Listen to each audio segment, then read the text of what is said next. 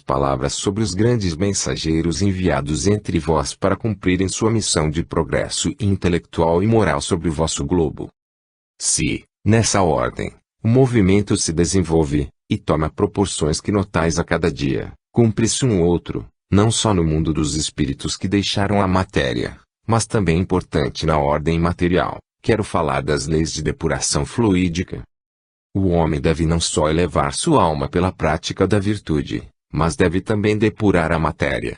Cada indústria fornece seu contingente a esse trabalho, porque cada indústria produz misturas de toda espécie. Essas espécies liberam fluidos que, mais depurados, vão se juntar na atmosfera aos fluidos similares que se tornam úteis às manifestações dos espíritos dos quais falastes há pouco.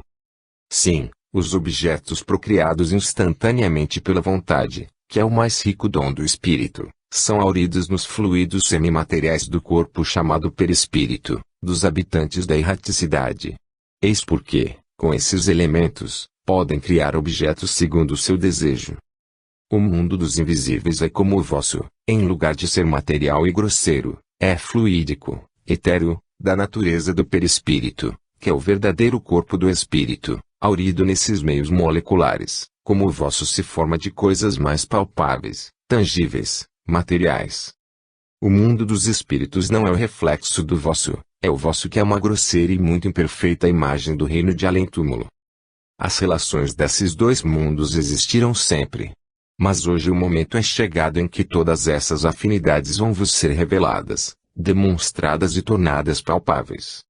Quando compreenderdes as leis das relações entre os seres fluídicos e aqueles que conheceis, a lei de Deus estará perto de ser posta em execução, porque cada encarnado compreenderá sua imortalidade, e desse dia se tornará não só um ardente trabalhador da grande causa, mas ainda um digno servidor de suas obras. O teor dessa mensagem de Mesmer não é levado em conta pelos contraditores, pelo motivo de o interpretarem equivocadamente. Nem mesmo foram capazes de dar a devida atenção ao título atribuído a ela, sobre as criações fluídicas. Observe, caro leitor, que no segundo parágrafo, vemos que o espírito Mesmer especificamente trata das que se relacionam ao mundo dos espíritos que deixaram a matéria, ou seja, no mundo ou plano espiritual, conforme se queira designá-lo. No quarto parágrafo é dito que os objetos procriados, ou seja, produzidos instantaneamente, são hauridos nos fluidos semimateriais do corpo chamado perispírito, estabelecendo que algumas criações fluídicas têm como fonte o fluido do corpo espiritual. Ora, ao que nos parece, isso entra em contradição com o que é afirmado no quinto parágrafo, onde se diz é fluídico, etéreo, da natureza do perispírito, que, a nosso ver, reflete a verdade, porquanto é da mesma essência e não extraído do perispírito. Essa foi a razão de sentirmos a necessidade de rever o teor do quarto parágrafo diretamente na Revue Spirit 1865, versão francesa de sua fonte. O confrade Evandro Noleto Bezerra, tradutor da FEB, verteu esse trecho para o português da seguinte forma: são colhidos nos fluidos semimateriais, análogos à constituição semimaterial do corpo chamado perispírito. Entendemos que uma coisa é ser haurido dos fluidos do perispírito, outra bem diferente é ser da natureza ou análogo aos fluidos perispirituais. Ademais, se a matéria etérea do envoltório semimaterial é extraída do fluido cósmico universal e é dele também que os espíritos se utilizam para algumas criações fluídicas, não vemos nenhuma lógica em dizer que os espíritos somente utilizam do fluido do perispírito para dar origem à criação fluídica de todos os objetos. No máximo, podem modificá-lo, mudando a sua aparência, por exemplo, ou nele imprimindo as deformidades de corpo físico de alguma existência passada. Se podem criar objetos habituais utilizando-se dos fluidos semimateriais análogos ao do perispírito, entendemos que, aqui sim, estamos diante do fluido cósmico universal, mas usar dos fluidos do perispírito, jamais. Pode-se, isso já vimos, moldar ou imprimir no perispírito a vestimenta, por exemplo, mas tal fato não seria propriamente uma criação. Tudo isso fica evidente nestas duas seguintes frases, que destacamos, com as quais o nobre espírito Mesmer resume sua explicação. O mundo dos invisíveis é como o vosso, em lugar de ser material e grosseiro, é fluídico, etéreo, da natureza do perispírito, é. O mundo dos espíritos não é o reflexo do vosso, é o vosso que é uma grosseira e muito imperfeita imagem do reino de além-túmulo. Chamamos especial atenção para essa última, que compara o mundo dos espíritos com o nosso, pois isso deveria ser o suficiente para que ninguém protestasse contra a possibilidade de existirem construções no mundo do além-túmulo. B. Mês de julho, no artigo Teoria dos Sonhos, lemos no 5º parágrafo. Entre os sonhos, há os que têm um caráter de tal modo positivo, que não se poderia atribuí-los, racionalmente, ao jogo da imaginação. Tais são aqueles em que se adquire, ao despertar, a prova da realidade daquilo que serviu e no que não se sonhou de nenhum modo. Os mais difíceis de explicar são aqueles que nos apresentam imagens incoerentes, fantásticas, sem realidade aparente. Um estudo mais aprofundado do singular fenômeno das criações fluídicas nos colocará, sem dúvida, sobre o caminho. À espera disso, eis uma teoria que parece dever dar um passo à questão. Não a damos como absoluta, mas como fundada na lógica, e podendo ser um objeto de estudo. Allan Kardec atribui as imagens incoerentes, fantásticas, sem realidade aparente originadas do sonho também são criações fluídicas, aumentando a quantidade delas e, consequentemente, dificultando a maioria de nós perceber tais nuances. C. No mês de setembro, do artigo Mediunidade Curadora, tomamos o 2º parágrafo do item 10. A vontade ainda é onipotente para dar aos fluidos as qualidades especiais apropriadas à natureza do mal. Este ponto, que é capital, se prende a um princípio ainda pouco conhecido, mas que está em estudo, o das criações fluídicas, e das modificações que o pensamento pode fazer a matéria suportar. O pensamento, que provoca uma emissão fluídica, pode operar certas transformações moleculares e atômicas, como se vê isto se produzir sob a influência da eletricidade, da luz ou do calor. Referindo-se ao fluido curador, o codificador esclarece que o concurso dos espíritos, ela, a vontade, é onipotente para imprimir ao fluido, espiritual ou humano, uma boa direção, e uma energia maior. Então, com o pensamento e a vontade podemos dar ao fluido uma qualidade boa ou má e a essa possibilidade que ele tem como criações fluídicas.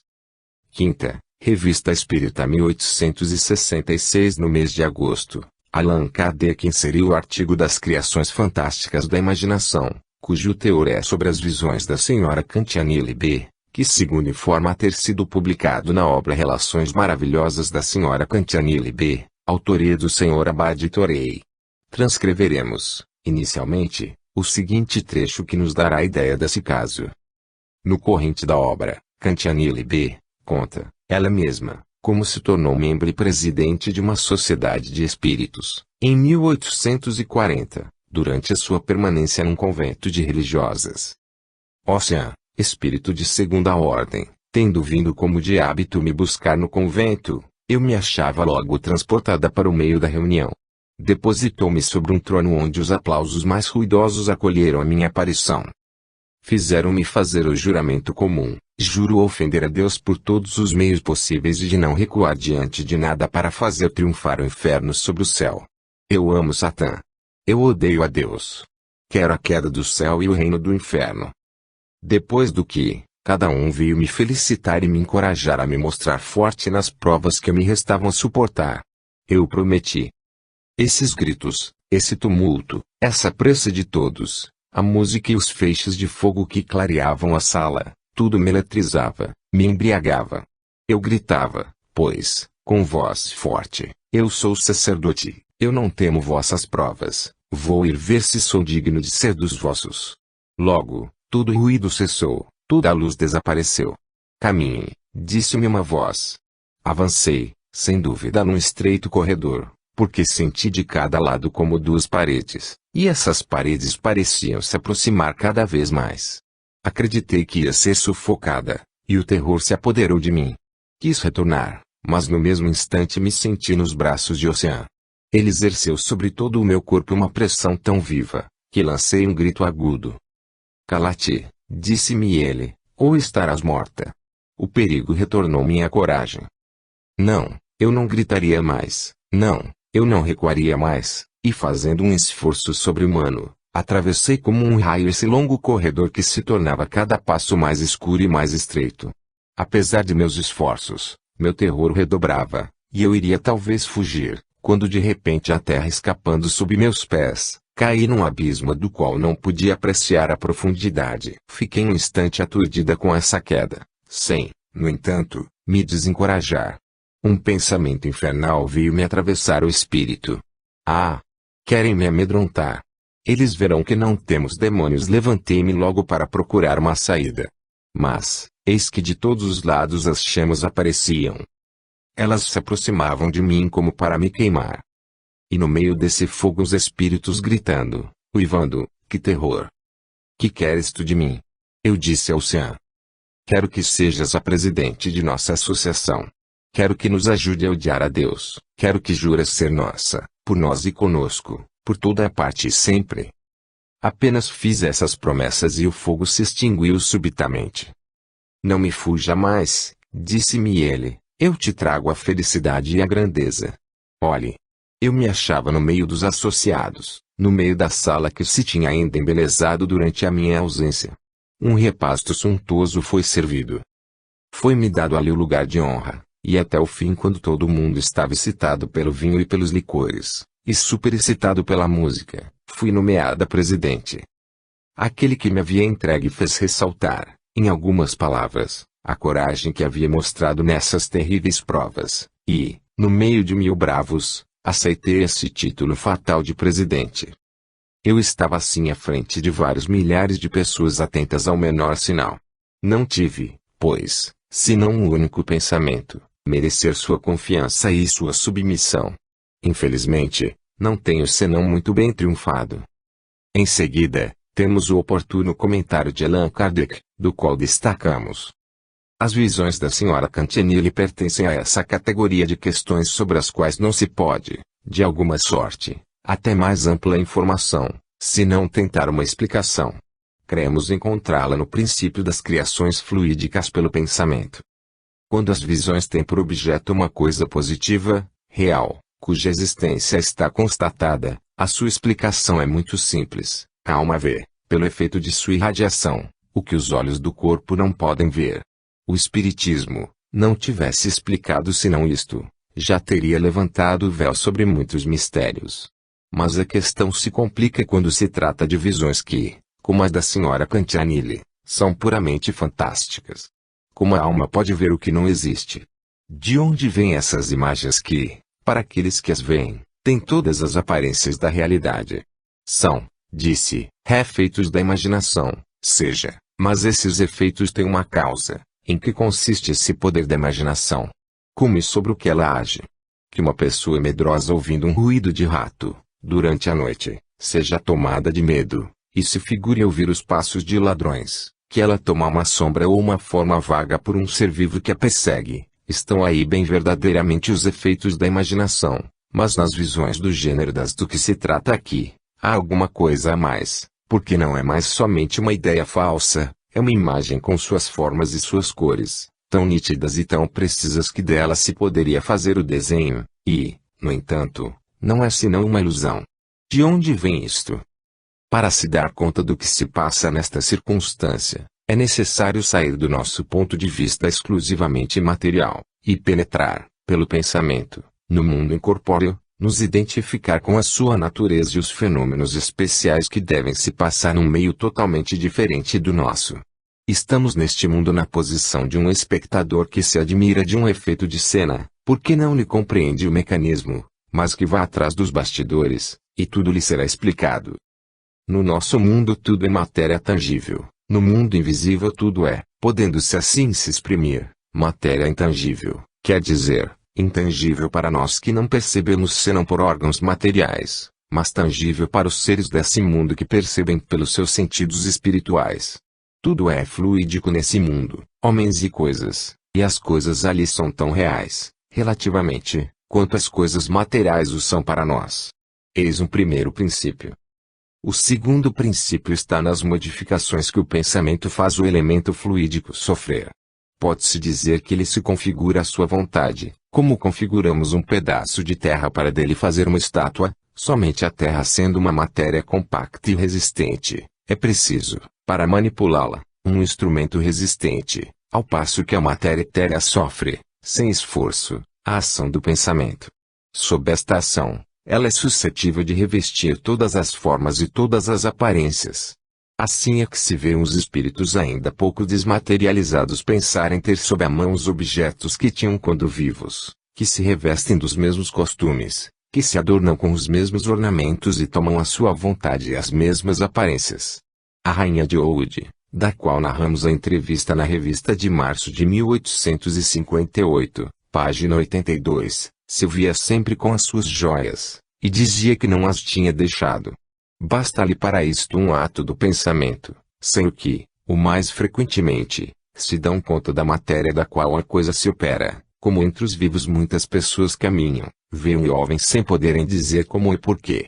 Tal era ainda o espírito do Zoavo de Magenta, revista de julho de 1859, que dizia ter sua mesma roupa, e que, quando se lhe perguntava onde a tinha tomado, uma vez que a sua tinha ficado sobre o campo de batalha, respondeu: isto refere-se ao meu alfaiate. Citamos vários fatos desse gênero, entre outros o do Homem da Tabaqueira, agosto de 1859, página 197, e o de Pierre Legay, novembro de 1864, página 339, que pagava seu lugar no ônibus. Essas criações fluídicas podem, às vezes, revestir, para os vivos, aparências momentaneamente visíveis e tangíveis, pela razão de que são devidas, na realidade, a uma transformação da matéria etérea. O princípio das criações fluídicas parece ser uma das leis mais importantes do mundo incorpóreo. A alma encarnada, em seus momentos de emancipação, gozando em parte das faculdades do espírito livre, pode produzir efeitos análogos. Aí pode estar a causa das visões fantásticas. Quando o espírito está fortemente imbuído de uma ideia, seu pensamento pode dela criar uma imagem fluídica que tem, para ele, todas as aparências da realidade, tão bem quanto o dinheiro de Pierre Legay, embora a coisa não exista por si mesma. Tal é, sem dúvida, o caso em que se encontrou a senhora Cantianille. Preocupada com os relatos que tinha ouvido fazer do inferno, dos demônios e de suas tentações, dos pactos pelos quais se apoderam das almas, das torturas dos condenados, seu pensamento disso criou um quadro fluídico que não tinha realidade senão para ela. Pode-se classificar na mesma categoria as visões da irmã Emmerich, que afirmava ter visto todas as cenas da paixão, e encontrado o cálice no qual Jesus tinha bebido, assim como outros objetos análogos aos em uso no culto atual, que não existiam certamente naquela época, e dos quais ela dava, no entanto, uma descrição minuciosa. Dizendo que ela tinha visto tudo isto, estava de boa fé, porque verdadeiramente viu, pelos olhos da alma, mas uma imagem fluídica, criada por seu pensamento. Todas as visões têm seu princípio nas percepções da alma, como a visão corpórea tem o seu na sensibilidade do nervo óptico, mas elas variam em sua causa e em seu objeto. Quanto menos a alma é desenvolvida, mais ela é suscetível de se iludir sobre o que vê, suas imperfeições a tornam sujeita a erro. As que são mais desmaterializadas são aquelas cujas percepções são mais extensas e mais justas, mas, por imperfeitas que elas sejam, suas faculdades não são menos úteis ao estudo. Se essa explicação não oferece uma certeza absoluta, ao menos tem ela um caráter evidente de probabilidade. Sobretudo, prova uma coisa, é que os espíritas não são tão crédulos quanto pretendem seus detratores, e não dão sem refletir tudo o que parece maravilhoso. Todas as visões estão, pois, longe de ser para eles artigos de fé, mas, o que quer que seja, ilusões ou verdades são efeitos que não se poderia negar, eles os estudam e procuram deles se darem conta, sem terem a pretensão de tudo saberem e de tudo explicarem. Eles não afirmam uma coisa senão quando estiver demonstrada pela evidência. Seria tão inconsequente tudo aceitar quanto tudo negar. O codificador classificou como criações fluídicas o que foi relatado pela senhora Cantianille B. Porém, essas deverão ser tomadas à conta de visões alucinatórias produzidas pela sua mente em razão de sua exacerbada crença no inferno. Muito interessante o codificador explicar que no mundo invisível tudo é, podendo-se assim se exprimir, matéria intangível, ou seja, tudo é fluídico nesse mundo, homens e coisas, e as coisas ali são tão reais, relativamente, quanto as coisas materiais o são para nós. Observamos que é afirmado sobre coisas no mundo espiritual, obviamente, formadas pela matéria intangível, que é própria daquela realidade. Mas o que queria dizer com coisas? Geralmente, utilizamos esse termo para designar objetos e seres inanimados, o que abre espaço também para construções, ou estamos indo longe demais. Que com seu pensamento agindo sobre a matéria etérea os espíritos, ainda pouco desmaterializados, podem criar objetos que tinham quanto vivos. Allan Kardec cita o caso da rainha de Oude, que era vista com suas joias, o do espírito do zoavo de Magneta que dizia ter a sua mesma roupa e o homem que trazia sua tabaqueira e, finalmente, cita o espírito Pierre Legay que pagava seu lugar no ônibus. O codificador explica que essas criações fluídicas podem, às vezes, revestir, para os vivos, aparências momentaneamente visíveis e tangíveis, pela razão de que são devidas, na realidade, a uma transformação da matéria etérea. Ora, então existem criações fluídicas que são uma transformação da matéria etérea. Ao dizer isso, estaria ele se referindo ao fluido cósmico universal? No caso da senhora Cantianille, afirma que preocupada com os relatos sobre inferno e demônios, o seu pensamento disso criou um quadro fluídico que não tinha realidade senão para ela. Sexta, a Gênese. A primeira edição dessa obra veio a público em janeiro de 1868. Veremos do capítulo 14, os fluidos, tema I, natureza e propriedades dos fluidos, tópico elementos fluídicos, os trechos dos itens que têm algo a ver com o tema. 2. O fluido cósmico universal é, como já foi demonstrado, a matéria elementar primitiva, cujas modificações e transformações constituem a inumerável variedade dos corpos da natureza. Capítulo X. Como princípio elementar do universo, ele assume dois estados distintos, o de eterização ou imponderabilidade, que se pode considerar o estado normal primitivo, e o de materialização ou de ponderabilidade, que é, de certo modo, consecutivo ao primeiro.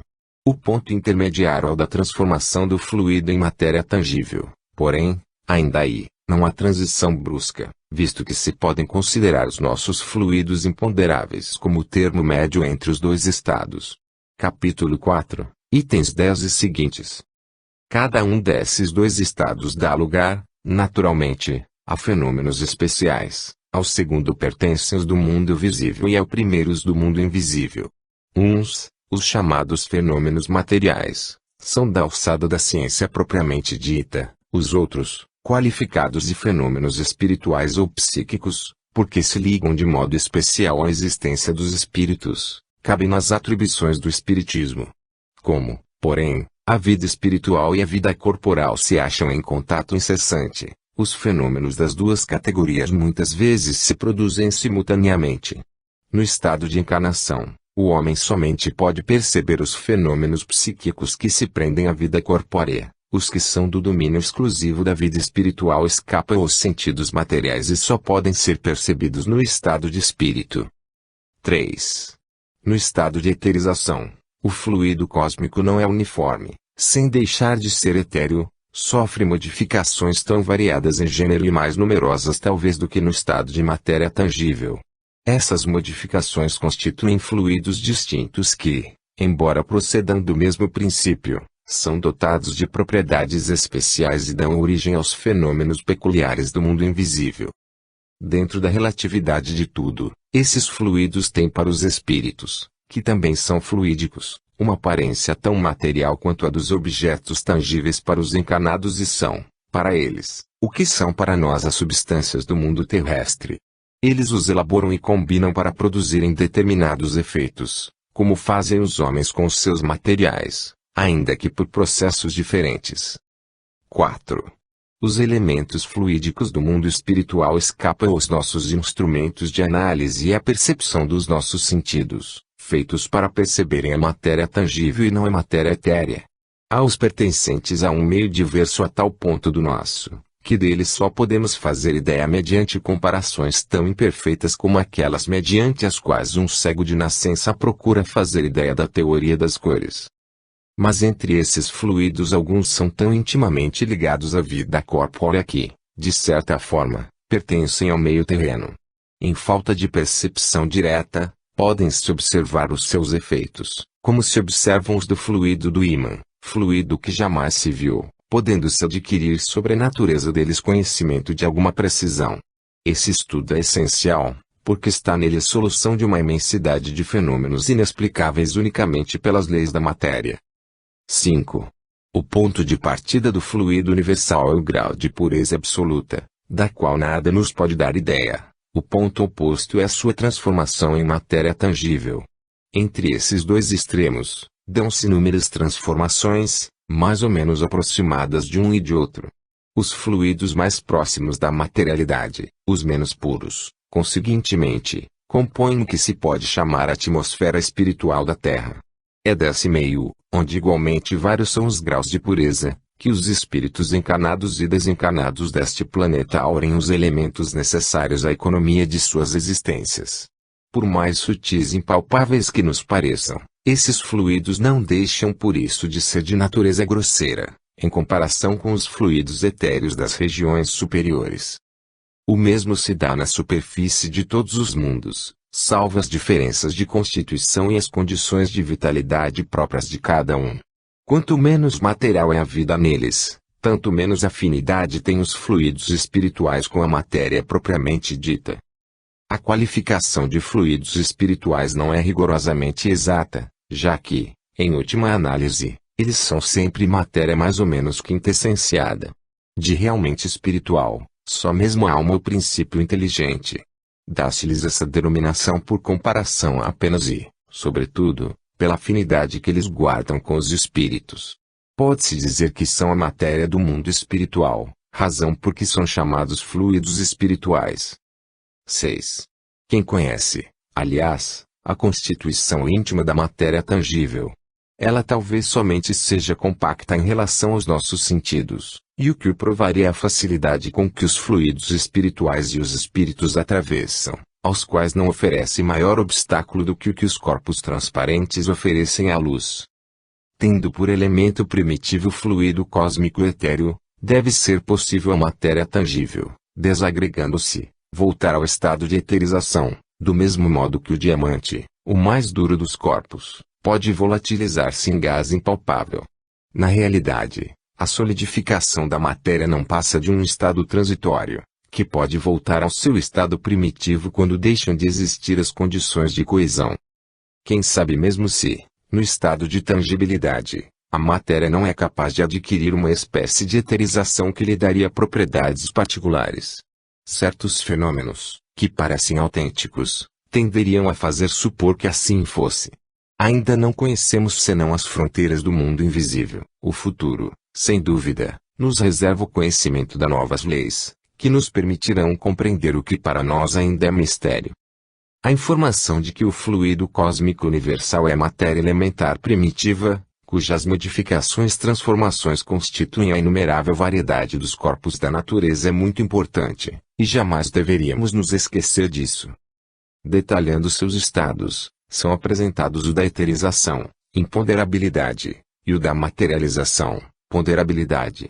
Entendemos que a nossa grande dificuldade, como encarnados, é compreender os corpos no estado de eterização e em razão disso temos a tendência de não julgar lógico a existência de qualquer coisa cuja natureza seja etérea. O fenômeno da materialização ocorre quando o espírito manifestante torna seu perispírito tangível. Para isso ele se utiliza do ectoplasma fornecido por um médium, e, em menor proporção, dos presentes no ambiente onde ela acontece. O fato é que não cria nem acrescenta nada nele, é exatamente como a sua forma invisível. Ademais, a matéria do nosso planeta, por exemplo, é consistente para nós, não para os espíritos desencarnados, porquanto ela não lhes oferece obstáculo algum, atravessam-na sem a menor dificuldade. A modificação do fluido cósmico produz fluidos distintos dotados de propriedades especiais. Esses fluidos têm para os espíritos uma aparência tão material quanto a dos objetos tangíveis possuem para nós encarnados. Mas ainda, eles são perceptíveis somente pelos seres do mundo invisível, razão pela qual, nós do mundo visível, negamos a existência de qualquer coisa que tenha sido criada por essa matéria etérea. Porém, Allan Kardec demonstra a esperança no futuro ao dizer: ainda não conhecemos senão as fronteiras do mundo invisível. O futuro, sem dúvida, nos reserva o conhecimento das novas leis, que nos permitirão compreender o que para nós ainda é mistério. Os itens 13 a 15 do tópico Ação dos Espíritos sobre os Fluidos. Criações fluídicas. Fotografia do pensamento, do capítulo 14, Os fluidos de a Gênese, será abordado no próximo item para se manter a linha cronológica que nos propomos. Vejamos agora do capítulo 14, Os fluidos, tema intitulado 2.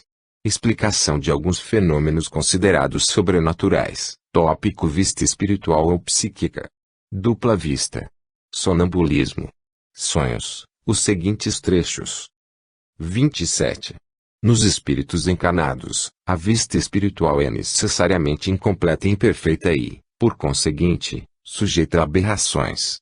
Tendo por sede a própria alma, o estado desta há de influir nas percepções que aquela vista faculte.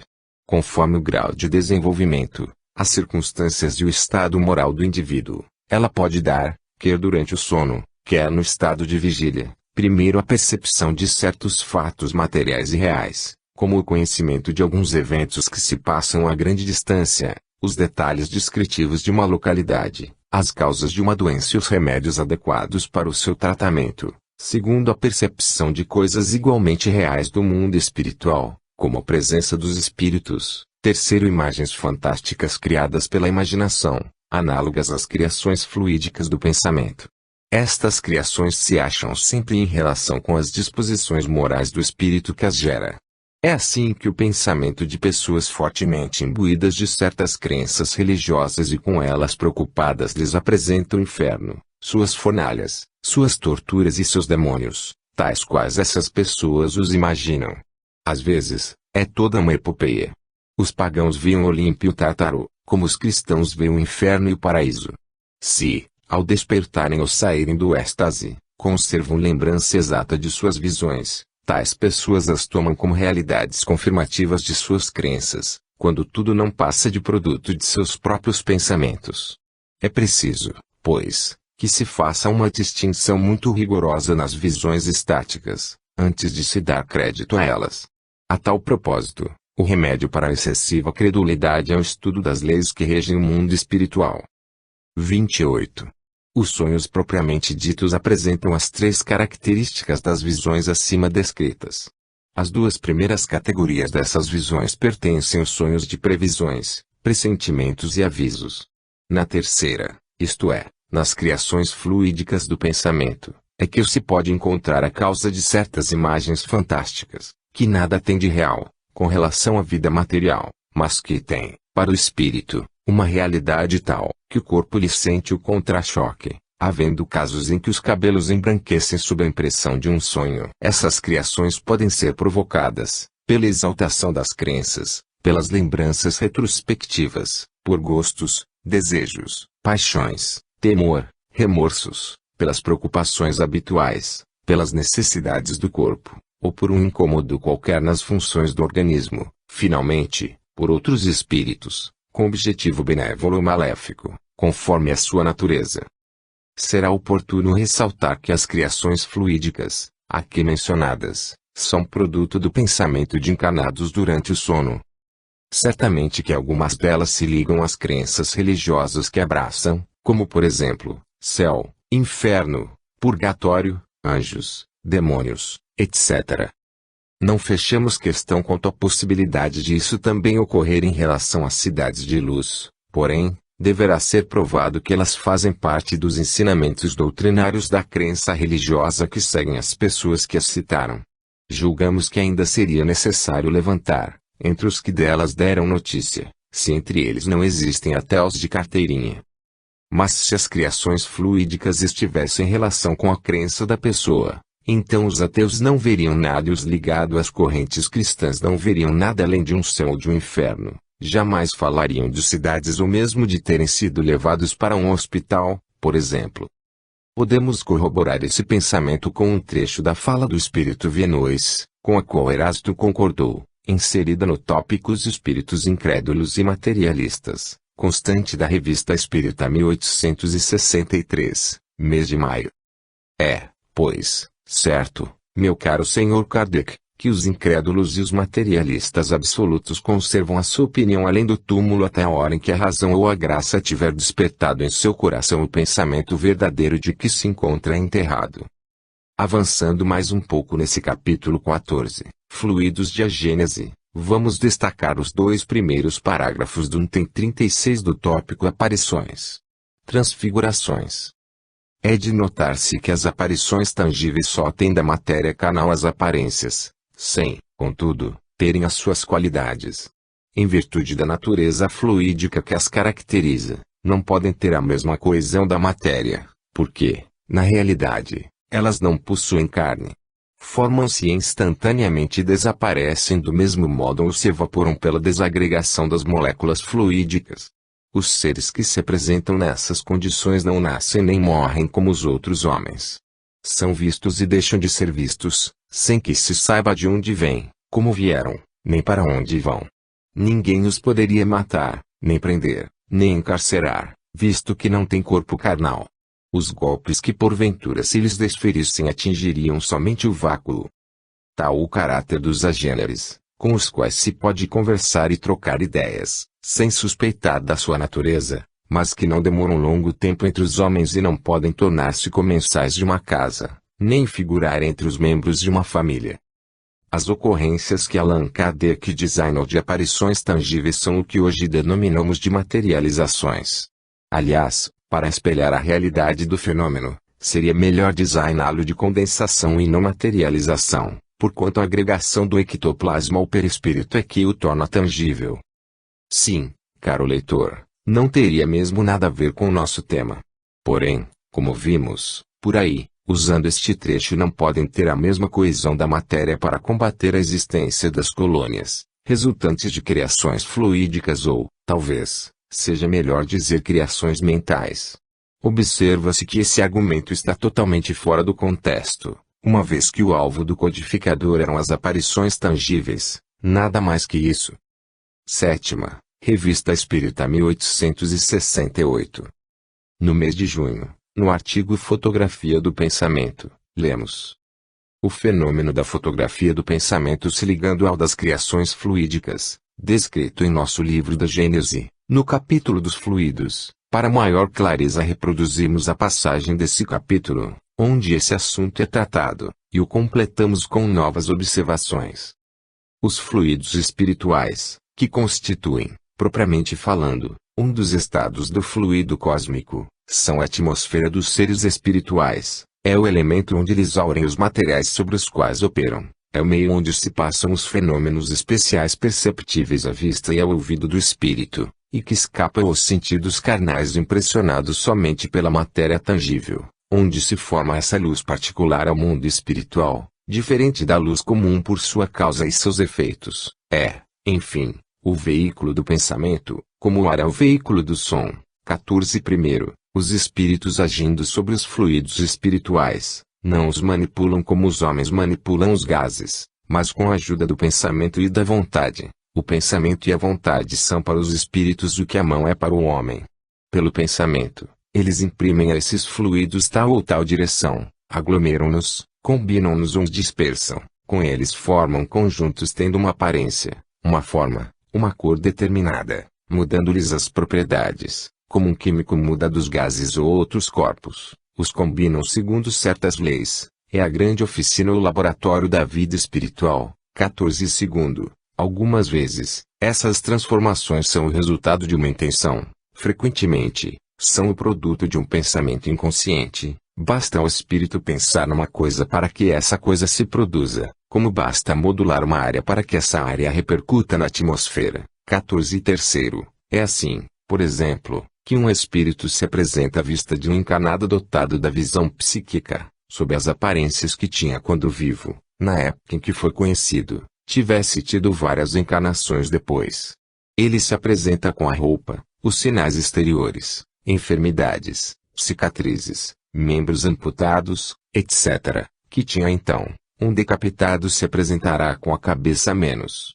Não é dizer que ele conserva essas aparências, não, certamente, porque como espírito ele não é nem coxo, nem maneta, nem caolho, nem decapitado, mas seu pensamento e reportando a época em que era assim, seu perispírito lhe toma instantaneamente as aparências, que deixa do mesmo modo instantaneamente, desde que seu pensamento deixa de agir. Se, pois, foi uma vez negro, outra vez branco, ele se apresentará como negro ou como branco, segundo a dessas duas encarnações sob a qual for evocado, e onde se reportar o seu pensamento. 14 Por um efeito análogo, o pensamento do espírito cria fluidicamente os objetos dos quais tinha o hábito de se servir. Um avaro manejará o ouro, um militar terá suas armas e o seu uniforme, um fumante, o seu cachimbo, um lavrador, a sua charrua e seus bois, uma velha, a sua aroca para afiar. Esses objetos fluídicos são tão reais para o espírito que é, ele mesmo, fluídico, quanto eram no estado material para o homem vivo, mas, pela mesma razão que são criados pelo pensamento, a sua existência é tão fugidia quanto o pensamento. O pensamento, criando imagens fluídicas, se reflete no envoltório espiritual como numa vidraça, ou ainda como essas imagens de objetos terrestres que se refletem nos vapores de ar, ela ali toma um corpo e se fotografa de alguma sorte. Que um homem tenha, por exemplo, a ideia de matar um ao outro, por impassível que seja seu corpo material, seu corpo fluídico é posto em ação pelo pensamento do qual reproduz todas as nuances, ele executa fluidicamente o gesto, o ato que tem o desejo de realizar, seu pensamento cria a imagem da vítima, e a cena inteira se pinta, como num quadro, tal qual ela está em seu espírito. É assim que os movimentos mais secretos da alma repercutem no envoltório fluídico, que uma alma, encarnada ou desencarnada, pode ler numa outra como num livro, e ver o que não é perceptível pelos olhos do corpo. Os olhos do corpo veem as impressões interiores que se refletem sobre os indícios do rosto, a cólera, a alegria, a tristeza, mas a alma vê sobre os indícios da alma os pensamentos que não se traduzem ao redor. A teoria das criações fluídicas e, consequentemente, da fotografia do pensamento, é uma conquista do espiritismo moderno, e pode ser, doravante, considerada como adquirida em princípio, salvo as aplicações de detalhes do que são resultado da observação.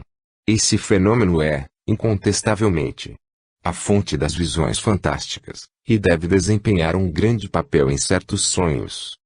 Inicialmente, é preciso ressaltar que há algo importante nesse artigo, uma vez que são poucos os estudiosos que dão valor à revista espírita. Trata-se do fato de Allan Kardec ter dito que nele se terá novas observações que completarão o descrito em A Gênese, no capítulo dos fluidos. Assim, os que não estudam a coleção dessa obra jamais conhecerão o pensamento completo do codificador. Como todos nós sabemos, os fluidos espirituais são um dos estados do fluido cósmico universal, que manipulados pelos espíritos através do pensamento e da vontade, formam conjuntos tendo uma aparência, uma forma, uma cor determinada, segundo eles desejam. Nem sempre as transformações que ocorrem são intencionais, pois às vezes elas são produzidas inconscientemente. Um bom exemplo disso é o espírito apresentar-se com a vestimenta e sinais exteriores, enfermidades, cicatrizes, membros amputados, etc. Traço, que possuía quando vivo. Como explicou Allan Kardec, o pensamento, criando imagens fluídicas, se reflete no envoltório espiritual como numa vidraça. Ora, isso nos coloca diante do fato que esse tipo de criação é algo específico e não se pode generalizar para todas as criações fluídicas. Poderá, ainda, criar objetos dos quais tinha hábito de se servir, porém a existência deles é tão fugidia quanto o pensamento. Como no início da transcrição lemos que o fenômeno da fotografia do pensamento se ligando ao das criações fluídicas, então, seguramente, podemos dizer que a fotografia do pensamento é um tipo de criação fluídica. Assim, a certa altura é informado sobre a questão do pensamento criar imagens fluídicas, que também refletem no perispírito, tais como, por exemplo, a ideia de matar um ao outro, de forma que o corpo fluídico é posto em ação pelo pensamento do qual reproduz todas as nuances, e um outro tipo de criação fluídica, na qual temos apenas a criação de imagens, processo que bem se assemelha a um filme que passa o plano idealizado por alguém de matar outra pessoa. A conclusão, óbvia por sinal, é que nem toda criação fluídica é como a que ocorre com a fotografia do pensamento. Eis o ponto importantíssimo que devemos levar em consideração para não cairmos em interpretações equivocadas. Temos algo importante no último parágrafo da transcrição, no qual Allan Kardec esclarece que a teoria das criações fluídicas pode ser, doravante, considerada como adquirida em princípio, salvo as aplicações de detalhes do que são resultado da observação. As aplicações de detalhes podem ser exatamente o que influenciará no entendimento da criação fluídica. E aqui fica bem evidente que há coisas da revelação espírita que ainda carecem de maior detalhamento como resultado da observação. Entendemos que as situações que provocariam transformações no perispírito estão ligadas a uma ação completamente diferente das de criar objetos com os quais se servia, e, mais ainda, de criações fluídicas no plano de existência dos espíritos que abandonaram o corpo físico pela porta da morte. Oitava, Revista Espírita 1869. No mês de março, no artigo Aparecimento de um Filho Vivo à Sua Mãe, destacamos o seguinte trecho do comentário de Allan Kardec. Alguém que não conhece senão superficialmente o Espiritismo, mas admite perfeitamente a possibilidade de certas manifestações, perguntou-nos a esse respeito como o filho, que estava em sua cama, pudera se apresentar à sua mãe com as suas roupas. Eu concebo, dizia ele, a aparição pelo fato do desligamento da alma, mas não compreendo por que os objetos puramente materiais, como as vestes, tenham a propriedade de transportar ao longe uma parte quintessenciada de sua substância, o que supuria uma vontade. Também, respondemos-lhe, as roupas, também quanto o corpo material do jovem, ficaram em seu lugar. Depois de uma curta explicação sobre o fenômeno das criações fluídicas, acrescentamos, o espírito do jovem se apresentou na casa de sua mãe com o seu corpo fluídico ou perispiritual. Sem ter tido o desejo premeditado de se vestir com as suas roupas, sem ter feito este raciocínio, minhas roupas de tecido estão lá, eu não posso vesti-las, é preciso, pois, fabricar as roupas fluídicas que delas me darão aparência. Bastou-lhe pensar em sua roupa habitual, aquela que teria tomado em circunstâncias comuns, para que este pensamento desse ao seu perispírito a aparência dessa mesma roupa. Pela mesma razão, teria podido se apresentar em roupa de dormir, se tal tivesse sido seu pensamento. Essa aparência era tornada por ele mesmo uma espécie de realidade. Não havia senão uma consciência imperfeita de seu estado fluídico, e, do mesmo modo que certos espíritos não se creem ainda desse mundo, ele acreditava vir à casa de sua mãe em carne e em osso, uma vez que abraça como de hábito. As formas exteriores que revestem os espíritos que se tornam visíveis são, pois, verdadeiras criações fluídicas, frequentemente inconscientes. A roupa, os sinais particulares, as feridas, os defeitos do corpo, os objetos dos quais se faz uso, são o reflexo de seu próprio pensamento no envoltório perispiritual. Em relação à roupa, a ocorrência explicada, bastou-lhe, filho vivo, pensar em sua roupa habitual naquela que teria tomado em circunstâncias comuns, para que este pensamento desse ao seu perispírito as aparências dessa mesma roupa, o que demonstra ser uma transformação do perispírito ou, talvez, uma espécie de impressão nele, e não propriamente uma criação fluídica a partir das vestimentas. É interessante a informação de que essas transformações são, frequentemente, realizadas de forma inconsciente.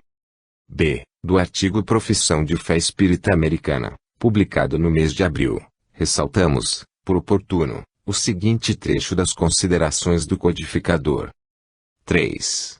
Desprendidos do corpo carnal, os espíritos constituem um mundo invisível ou espiritual, que nos rodeia e em cujo meio vivemos. As transformações fluídicas produzem imagens e objetos tão reais para os espíritos, eles próprios fluídicos, quanto são as imagens e os objetos terrestres para os homens, que são materiais. Tudo é relativo em cada um desses mundos. Se tudo é relativo em cada um desses mundos, as criações fluídicas em cada um deles devem ser analisadas de forma diferente. Obras posteriores às da codificação. O primeiro personagem da lista não poderá ser outro senão Leon Denis, 1846 a 1927, por ele ser considerado o grande apóstolo do Espiritismo e sucessor de Allan Kardec. Em Depois da Morte, 1889, explica-nos. O Espírito, pelo poder de sua vontade, opera sobre os fluidos do espaço, os combina, dispondo-os a seu gosto, dá-lhes as cores e as formas que convêm ao seu fim. É por meio desses fluidos que se executam obras que desafiam toda comparação e toda análise. Construções aéreas, de cores brilhantes, desemboros resplendentes, sítios imensos onde se reúnem em conselhos delegados do universo, templos de vastas proporções de onde se elevam acordes de uma harmonia divina, quadros variados, luminosos, reproduções de vidas humanas, vidas de fé e de sacrifício, apostolados dolorosos, dramas do infinito. Como descrever magnificências que os próprios espíritos se declaram impotentes para exprimir no vocabulário humano? Essas construções do espaço, na qual se utilizam do fluido cósmico universal, terá a duração que sua vontade e pensamento forem capazes de sustentar. No parágrafo introdutório do capítulo único, Ensaio sobre as Criações da Vontade, da quarta parte da obra Alma é Imortal, 1897, Gabriel Delany, 1857 a 1926, explica. Um fenômeno absolutamente geral, comprovado em todas as aparições, é que estas se mostram sempre com os trajes que o paciente costuma usar, quando elas resultam de um desdobramento, ao passo que se apresentam envoltas em largos panos, quando é a alma de um morto que se manifesta. Para explicarmos a produção dessas aparências, necessário se faz digamos o que entendemos por vontade e mostremos que não só a vontade existe realmente, como faculdade da alma, mas também que exerce seu poder, durante a vida, fora do corpo terrestre e, a fortiori, além do perispírito no espaço.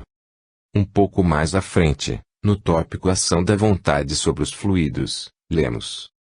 Eis-nos agora armados de todos os conhecimentos necessários explicar como os espíritos se apresentam revestidos de túnicas, de amplas roupagens, ou mesmo de suas roupas costumeiras. Precisávamos demonstrar o poder da vontade fora do corpo. Fizemo-lo.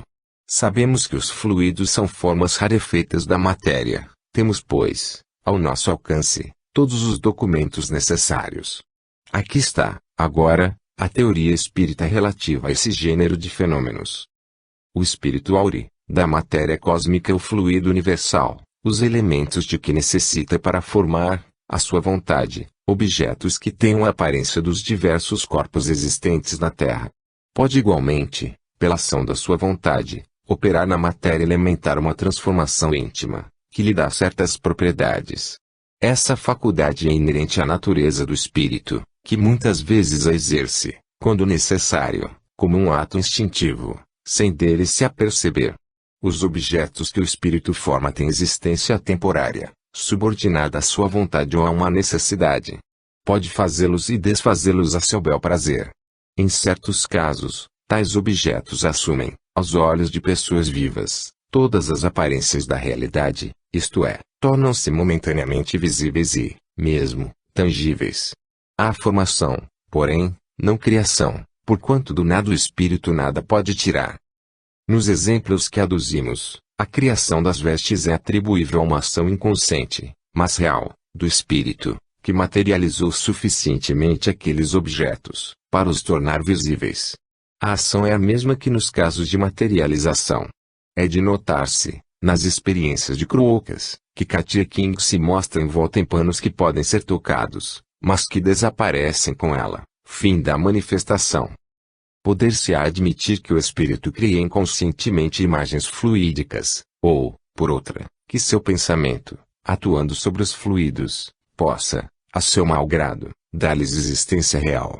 Sabemos, de fonte pura, que, voluntariamente, um objeto ou uma criatura podem ser representados mentalmente, de modo bastante real, para que um médium vidente chegue a descrever essa ideia.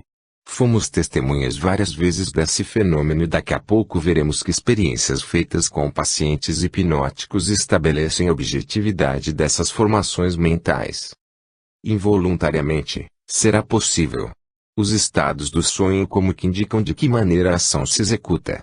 Quando temos um sonho lúcido, habitualmente nos achamos nele vestidos de um modo qualquer, o que provém da circunstância de estar a ideia de vestes associada sempre, de forma inteira, à imagem da nossa pessoa. Se pensamos numa reunião de gala ou numa festa à noite, vemo-nos em trajes de cerimônia, como nos vemos em trajes caseiros se pensamos no nosso domicílio. Essa imagem, se exteriorizasse bastante, pareceria vestida. Podemos, pois, imaginar que nos casos de desdobramentos, que são objetivações inconscientes, a imagem das vestes acompanha sempre o espírito e experimenta, como ele, um começo de materialização. O mesmo se dá com os objetos usuais de que costumamos servir-nos, logo que neles pensamos, temos as suas representações mentais, que se pode projetar fluidicamente no espaço. É o que se passa no sonho, com a diferença de que tais produtos da imaginação, em geral, pouco duram. Há casos, no entanto, em que essas representações mentais persistem por certo tempo e se objetivam. O foco de Gabriel Delany foi a transformação do perispírito que poderá ocorrer nas aparições e materializações, nada mais informando sobre as criações fluídicas. Aliás, para ele, não há criação propriamente dita, mas formação, uma vez que do nada o espírito nada pode tirar. Ao afirmar que o espírito aure, da matéria cósmica o fluido universal, os elementos de que necessita para formar, a sua vontade, objetos que tenham a aparência dos diversos corpos existentes na Terra que, a bem da verdade, é uma transcrição de trecho do artigo Mobiliário do Além-Túmulo publicado na Revista Espírita 1859, tivemos a impressão de que Gabriel Delany abriria a hipótese para a criação de objetos fora dos limites do perispírito, mas não é a isso que parece se referir.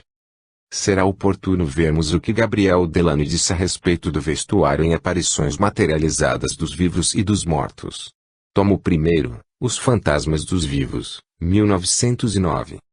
Muitas vezes as pessoas zombam do vestuário fluídico das aparições, mas gostaria de salientar que os escarnecedores devem culpar a própria natureza, porque só ela é culpada de ofender nossos preconceitos dessa maneira. As descrições dos acessórios que acompanham as aparições são pura e simplesmente o relato de fatos que se observam com as almas dos vivos ou dos mortos, e mesmo que fossem inexplicáveis, acrescentariam apenas uma região muito pequena ao vasto território das coisas que nunca entendemos.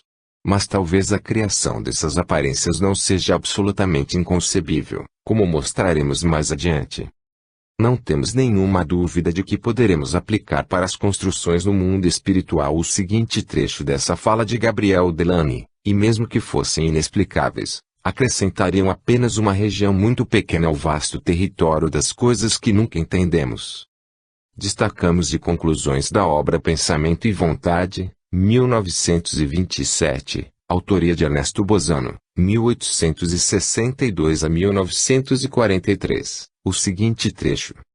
Ao dizer que o universo é a expressão do pensamento divino, perpetuamente sustentado por sua vontade, o Sr. Barreto afirma uma ideia ligada por estreita analogia às manifestações da ideoplastia e das imagens mentais, pois a verdade é que, salvo circunstâncias especiais, as criações mentais persistem sob a condição de não cessar o pensamento criador. Desde que cesse o alimento pensante, essas criações se dissipam imediatamente. Esse ponto é importante, pois na criação mental mais duradoura, vamos assim dizer, certamente, ela estará sustentada pela mente de espíritos em uma condição evolutiva mais elevada. Em A Vida no Outro Mundo, 1932, Cair Barchutel, 1868 a 1938, esclarece-nos. E a tudo isto precisamos acrescentar as construções e criações fluídicas operadas com força do pensamento e da vontade, assuntos de que Allan Kardec tratou magistralmente no Livro dos Espíritos, no Livro dos Médiuns e o que outros reveladores têm feito mais circunstanciadamente ainda. Pode-se, finalmente, concluir, de tudo isso, que os seres viventes, após a morte do invólucro físico, permanecem no além, em meios que lhes são peculiares, conservando, até ulterior evolução, a forma que tinham na terra, nos ares, nas águas.